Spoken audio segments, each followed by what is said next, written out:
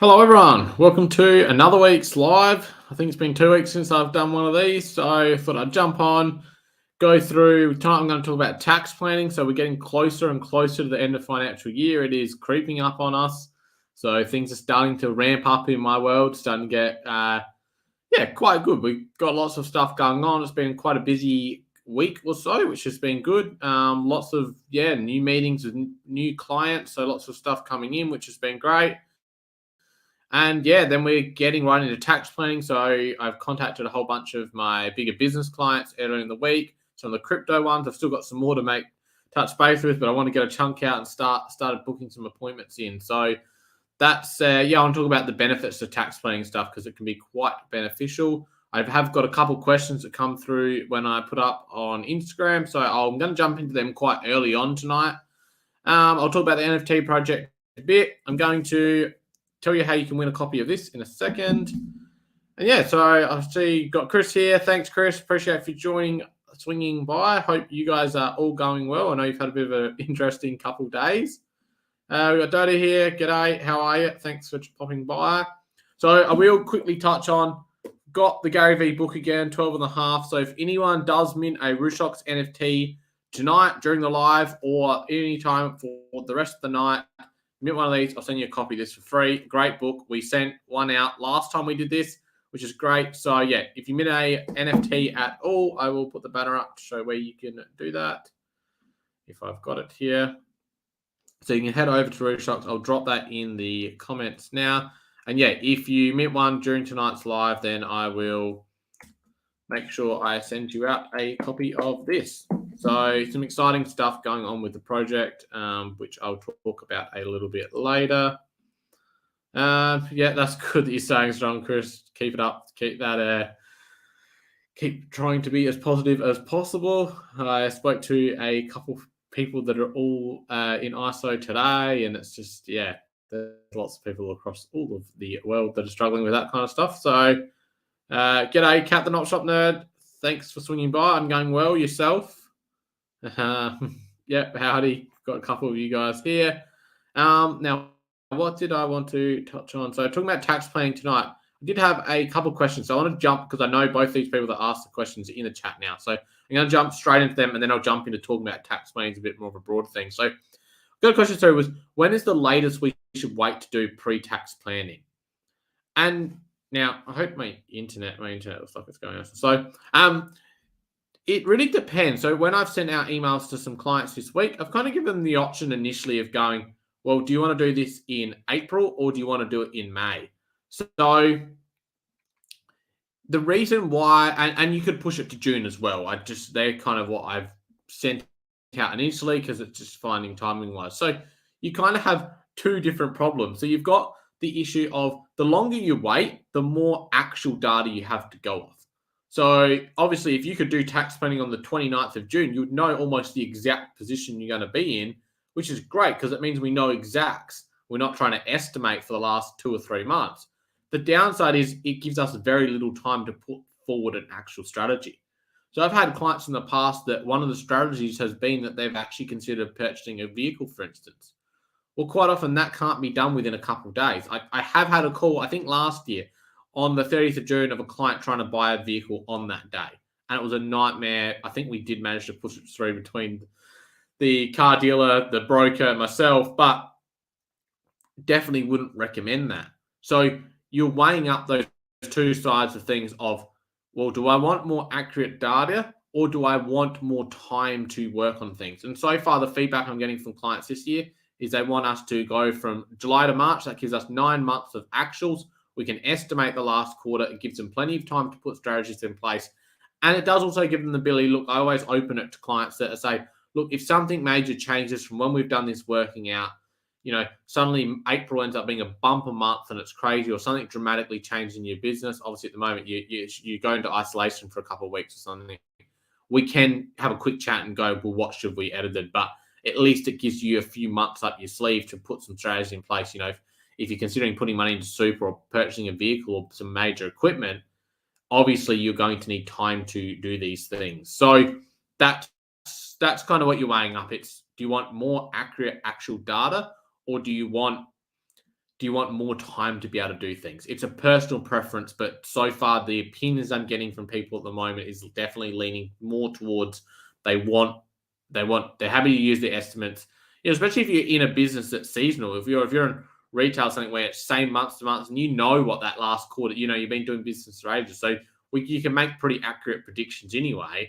So therefore, you probably won't need to wait right up until end of May kind of thing. So yeah, that's just opinion. Obviously, the earlier you can get in, the easier it is for me to fit the time in if you want a meeting. So that's one thing. So also, I'll be in touch soon. Yeah, we will speak soon about it, Chris, for your own business. I did have another question, and then there's one in the comments, and then I'll jump into more tax planning stuff. So the best way is to cover costs for car purchases.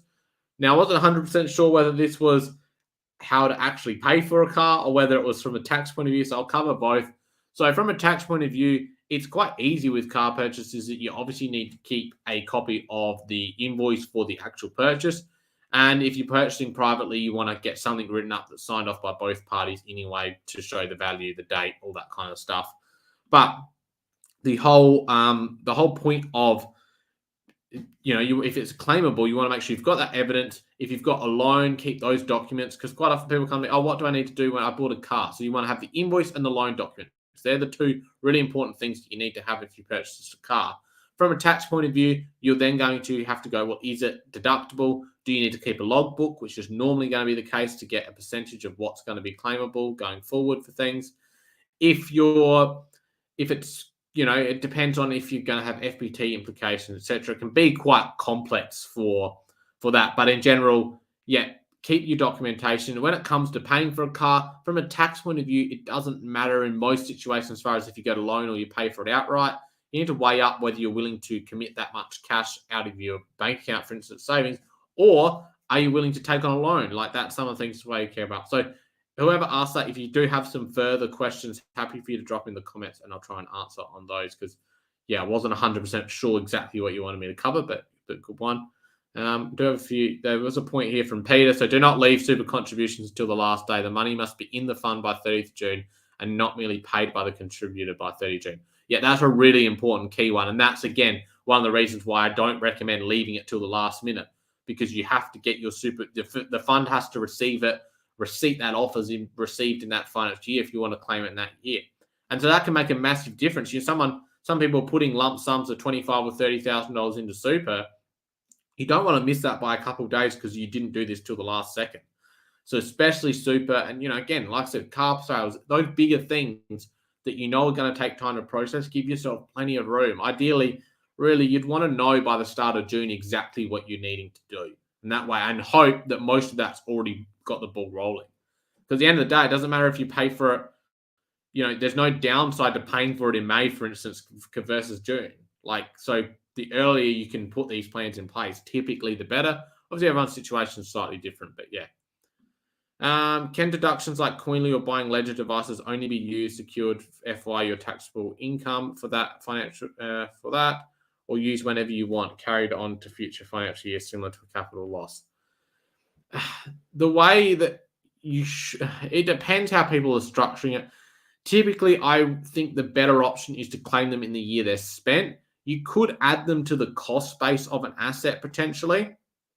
I guess it's hard because you're using this thing for investing, so it's definitely deductible, but it is being used over a time period, but it's such a small amount that it's not really going to be depreciating assets. So I guess it's going to depend on your situation, but most people I would say are claiming it in the year they spend because that kind of lines up better with other things, but you could potentially technically add it to a cost base. So yeah, a bit of an interesting one there. But yeah, so there's that. But yeah, obviously, yeah, happy to discuss that further on wallets and stuff if you've got further questions on that one. We've got plenty of questions coming in tonight. So yeah, that's me. I need a new car. I want to maximize coverage and cost come tax time. I'd go on as a loan. So yeah, there's not necessarily anything that you need to do different if you get a loan versus that. The main thing is to understand, well, is it claimable? Which obviously the best way to do that is to keep a logbook of how much is business versus how much is personal. So that's for over a 12 or 13 week period, and that can be used for 5 years then. So even before you buy that new car, have a good idea of how much you're currently doing with your current car. That's, even if you want to keep a bit of a logbook for your current car for a couple of weeks, just so you can get a better idea of, well, how much will be claimable if I buy that new car. And obviously, this is where I guess we can talk about tax planning, is understanding, especially with the instant asset write-off, is it a better idea to do that now, or some people may be better off to wait next financial year? So this is the advantage to tax planning meetings with your accountants, is that you can, or, just in general, knowing where you're at, it can, especially on big purchases, because of the way the instant asset stuff works at the moment, it can make a big difference to when you make that purchase, depending on how much is going to be claimable and how much the car is worth as well. So, also, what is the lower and middle income, lower and middle tax offsets in terms of how it affects your marginal tax rate? So they're offset, so they don't affect your marginal tax rate. There is, I don't have it in front of me at the moment, but there is tiered with the LMRTO. But this new $420 that you're going to see in the media hear about, that was an additional thing, and that's a flat add-on to everything else. So it just adds everything on top of that. But yeah, the LMRTO, I believe it phases kind of up, then it hits its max point from, in the middle part, and then it phases out again. So yeah, I can try and find that at some stage later on. If you remind me, chuck that one back in there. Please also try to complete your notice of intent to claim. Yes, make sure you do that. So if you're contributing to super, fill out the notice of intent to claim. So there's either the ATO form, some super funds, if you search on their website, they'll have that directly. And you normally need to send that off to make sure that your fund is classifying the contribution correctly. So if you're claiming it needs to be that concessional contribution. So again, it's really important that you get your documentation right, your dates right when it comes to any kind of tax strategy, especially tax planning ones, because tax planning strategies are typically based on they're on a tight time frame. You're wanting to do stuff that either falls into this financial year or doesn't fall into the financial year. And therefore, documentation and dates are really key. So make sure you get those things right. So, yeah, right, I already logbook so I can check. Yeah, so that gives you an idea of kind of, knowing if it's 50% business, then you're going to buy a $20,000 car, you're knowing that it's likely, if the business usage is going to stay the same, that's going to be a $10,000 asset there from a business point of view. Under the instant asset write-off, potentially that's a $10,000 deduction. If you've got a marginal tax rate within the business of, say, the 34%, then potentially buying that car in this time may result in a $3,450 tax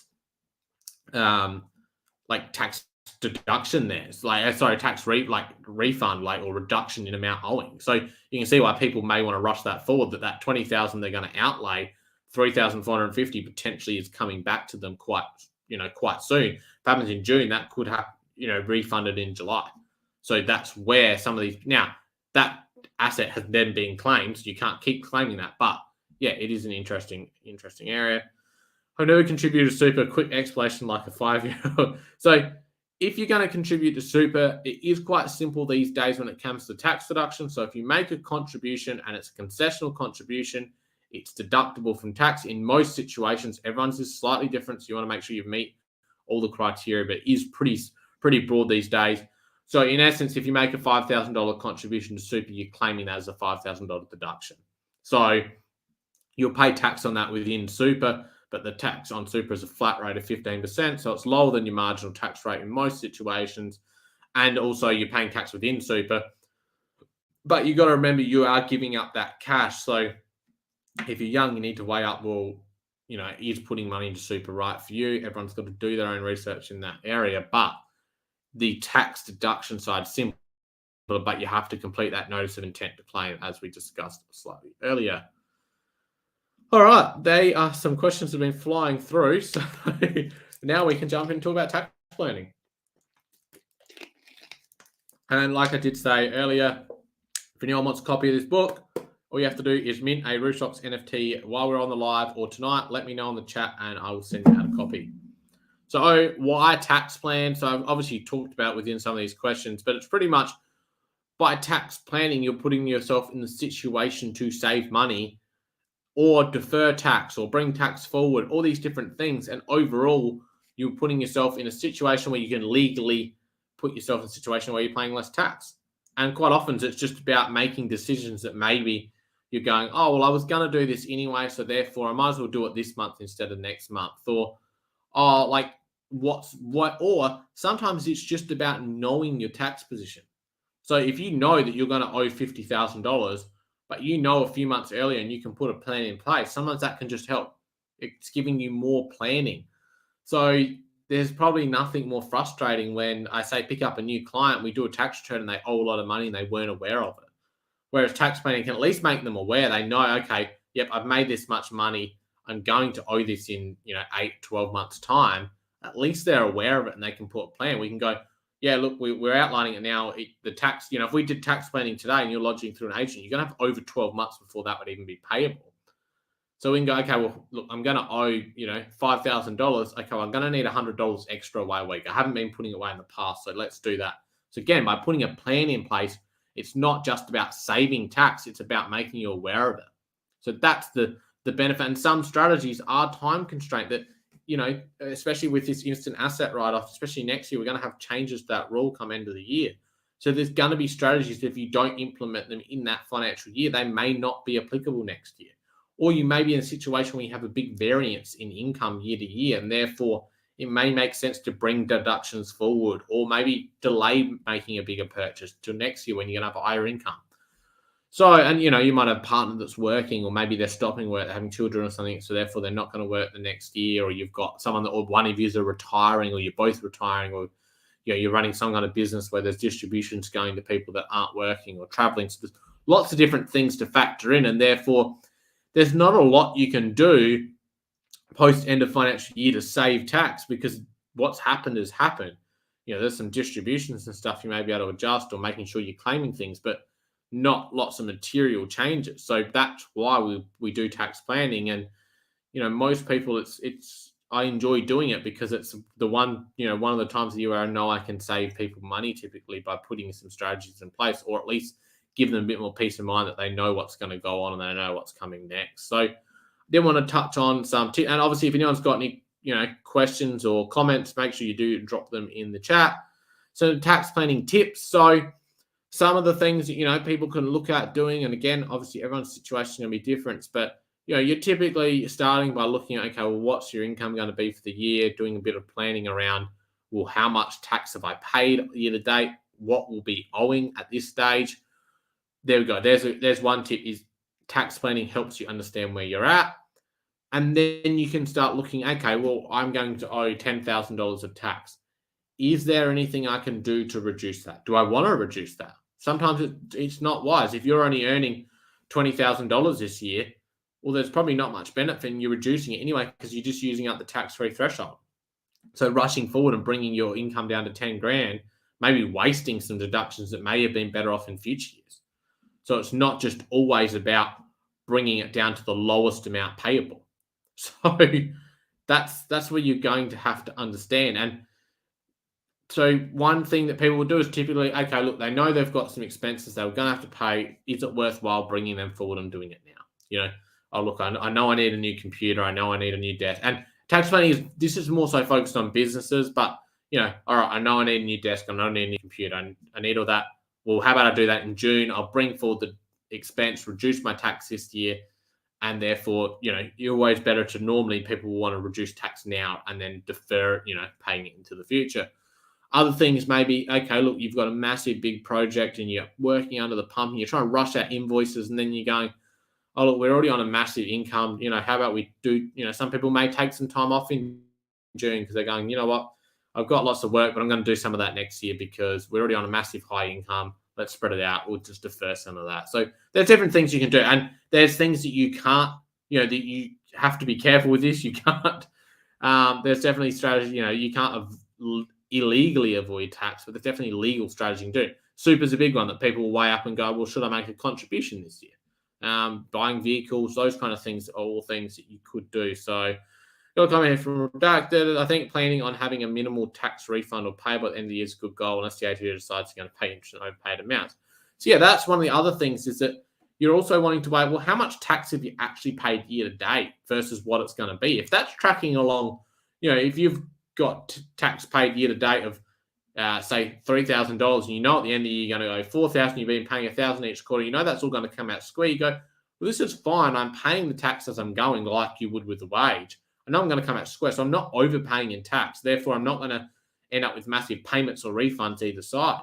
So this is why planning is good, because it's like, okay, well, you might as well have that money in your account. So it's not just about reducing the tax payable. It's sometimes just about planning it and making sure.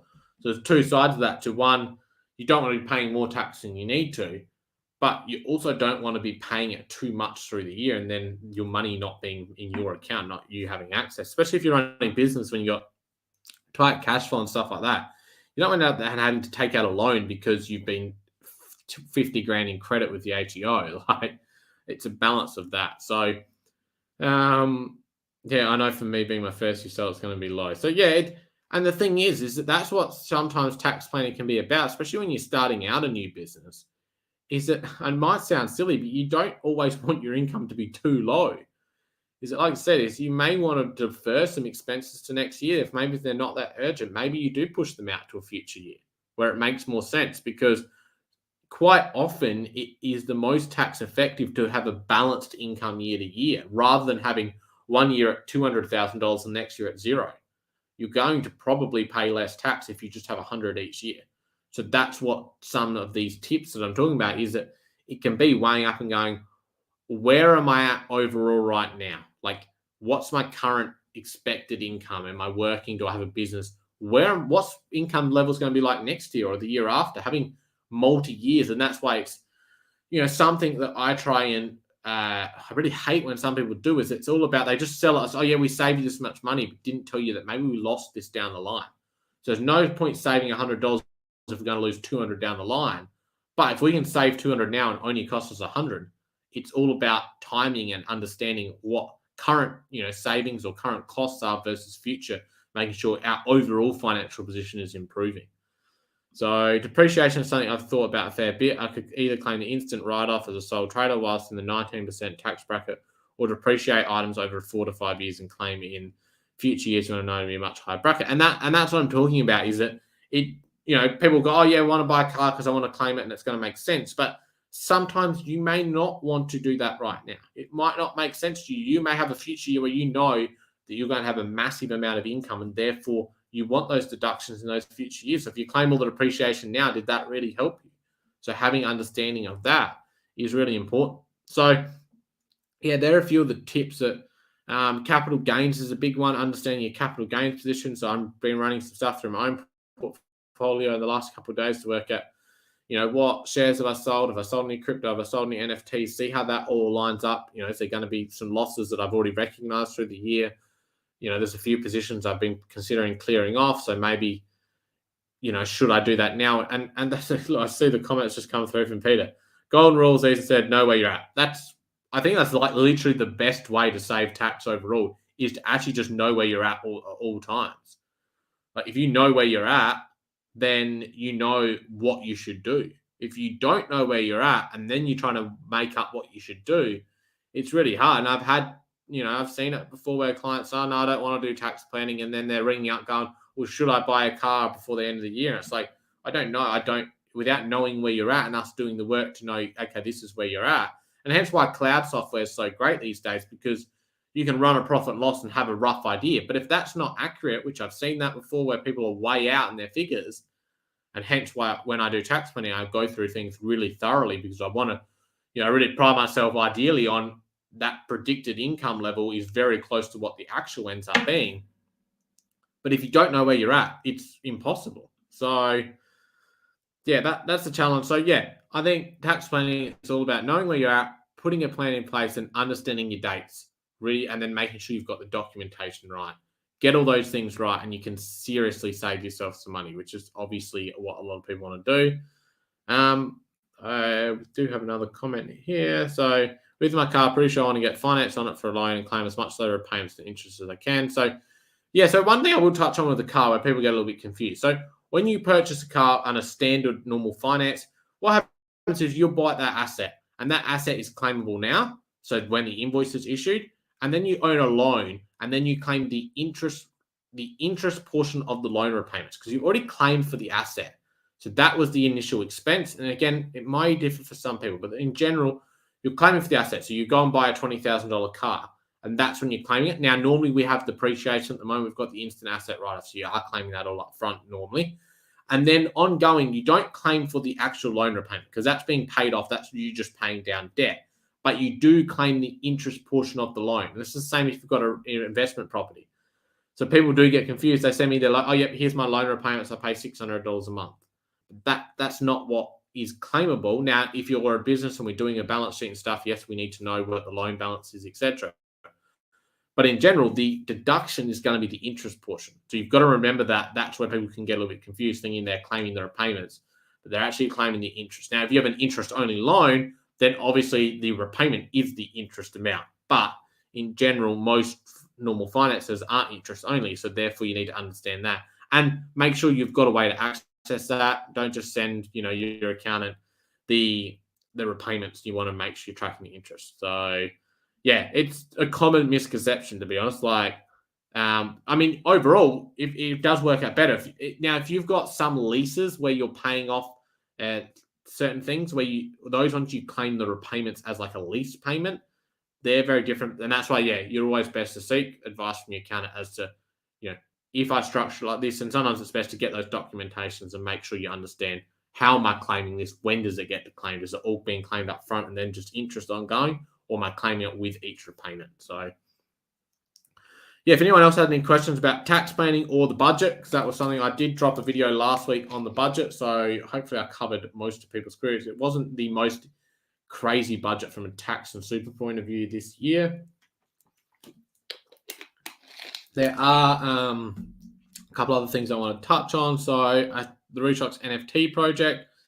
We'll quickly share my screen over here on that one. If this is going to work. So project's still happening. Obviously coming into tax time, it will be more interesting to people because, as we can see, we've got things like the account that comes with 3 tax returns. So obviously, as we get to people wanting to pay for their tax returns, these, become more beneficial or more relevant to people. But I do have these ones that, come with these business and tax strategy sessions. And then obviously at the moment, things like the calculator that comes with 3 tax return and 3 annual tax planning sessions. So, for people that are a business owner kind of thing, sometimes these sessions I'm charging upwards of $600 for. So this could be a great way for you to get in at a good price. So, Chris's Rooshock's for the win. Appreciate your support, Chris. Or we've got those other ones, the unique wealth builder ones, like the actor and the baker there, that come with a tax return and 3 business or tax strategy sessions. So you can use one of those strategy sessions to have a sit down. We'll have a half an hour chat about where you're at and stuff. So that's not as in depth as a full tax planning session, but definitely can be a great way to cover it. So that's I've already done a couple of them this year, and I talked to one person, and we talked about some high end strategies that could save them well over $100,000 a year. So there are some chances but the NFT project still going on. Like I said, if anyone does mint one tonight, or especially during the live, I'll send you a copy of the Gary Vee book I've got here. And there's a lot of stuff I'm working on behind the scenes to continue to add more value to it. So I'm hoping to do some of these live things exclusively for holders. So especially coming into tax time, my time will start to become a little bit more limited. And, we've just got a exclusive Discord chat for holders. So they will be prioritized when it comes to me answering questions and stuff. My time will be limited. So that is the plan. There's definitely more long-term plans I've got for the project. And things are probably going a little bit quiet when it comes to me talking about it the last week or so, because I've been knuckling down on the business. But those that are in the holders chat, we know we've been discussing some things about what's going on. And so it's been exciting. The support I got early on was really amazing. So the goal was to sell one NFT, and that definitely well and truly happened early on. So I definitely appreciate everyone's support. And I'm still building on it. Like I said, get yourself a copy of this book if you're mint tonight. Send me a message. We'll get that sorted for you. So do appreciate those that have supported it, and just those that have just in general taken interest. Like, you don't necessarily have to buy one for it to me feel your support. So I appreciate. If you're not going to buy an NFT, though, you need to make sure you've subscribed to YouTube, hit the like button on this video, all those kind of things, share the videos around, leave comments. That's all the stuff that helps me. So Yeah, something else. Oh, no, I've almost hit end broadcast instead of stop sharing. That would have gone down very well.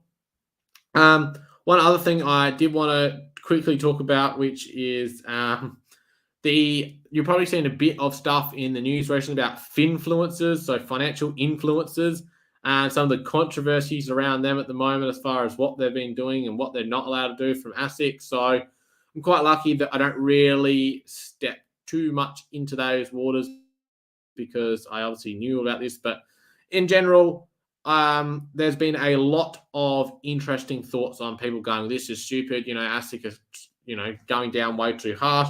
Others are going, "It's not harsh enough." So what it is, and you'll probably see it if you're in investing groups and stuff like that. They're trying to put a halt to these people that are giving financial advice that aren't licensed advisors, and there definitely needs to be more regulation. Well, there is a regulation. There needs to be more of a clampdown. So I don't agree with people doing videos as much as look. It would, in a great world, it'd be great if we could talk more openly and talk about things we're doing. But unfortunately, when you're in a position where, even with a small channel like mine, I don't want to influence people in the wrong way. So that's why I don't make videos that go my top 5 stocks for the year or buy this cryptocurrency or things like that, because unfortunately, I don't want to influence you. I don't have a crystal ball and I don't want to influence you in the wrong way. And there's too many people out there doing that. I'm sure you see it, especially unfortunately, the crypto world is pretty scammed with it. Property can be bad with it, stocks that are just like, do this, do this, do that. And unfortunately, the net's being cast quite wide that it's going to capture some of those people that are, talking positively about certain investment classes such as ETFs or shares or crypto and stuff. Um, but we can still provide factual information, which is what I've tried to always do. I try to obviously give you my opinion, but I don't do it in a way that I feel like it's going to ever influence anyone one way or another. I try and give you an honest opinion about everything, but mainly just provide you with facts. And hence why I do tax videos, because I can say, well, this is how it works. Obviously, I've talked about NFTs and crypto, but I constantly tell people that may not be the right investment class. It's incredibly risky. This is how they work. Therefore, you go and do, and that's why when people try and draw me into, well, which crypto should I buy? Well, that's not what I'm here for. I'm not even saying you should buy a crypto at all. I'm explaining that how the technology works. I think it's a very exciting technology and quite exciting. As an investment class, that's completely up to you. No different to property. Property has its risks. Property has its gains. Lots of people go, "I buy property, you're guaranteed to make money." Well, that's advice, and that's not true.